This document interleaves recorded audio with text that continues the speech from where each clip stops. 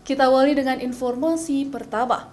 Saudara Kapolda Aceh Irjen Pol Wahyu Widada akan menindak tegas pelaku pembakaran hutan dan lahan di wilayah Aceh. Ultimatum ini disampaikan Kapolda Aceh pada saat meninjau kebakaran hutan dan lahan di Aceh Barat dan juga Nagan Raya. Wahyu Widada meminta kepada masyarakat agar tidak melakukan pembakaran hutan dan lahan untuk alasan apapun, termasuk membuka lahan dengan cara membakar. Kejadian kebakaran lahan gambut di Aceh Barat dan Nagan Raya terus dilakukan pemadaman. Tim pemadam yang dibantu oleh pihak kepolisian Aceh terus menyiram air dengan cara manual. Total hutan dan lahan yang terbakar di Aceh mencapai 130 hektar lebih, dengan total kejadian karhutla sebanyak 46 kali di wilayah barat selatan Aceh. Sedangkan total kerugian diperkirakan mencapai 16,9 miliar rupiah. Selain itu, Kapolda Aceh akan melakukan upaya hukum untuk pelaku pembakaran lahan.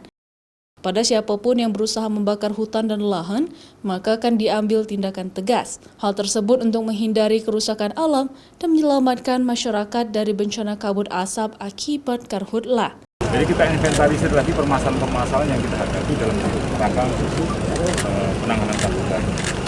Dan kita juga akan melakukan penegakan hukum terhadap para pelaku yang melakukan pelanggaran hukum, melakukan pembakaran. Saya yakinkan saya akan tidak tegas. Saya akan tidak tegas.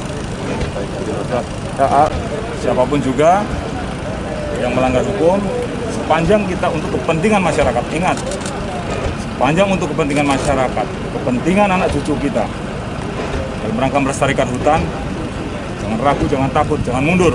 Kapolda Aceh meninjau langsung kebakaran hutan dan lahan di Aceh Barat dan juga Nagan Raya, serta melihat langsung proses pemadaman api yang dilakukan oleh tim gabungan dari BPBD setempat, personil TNI dan juga Polri.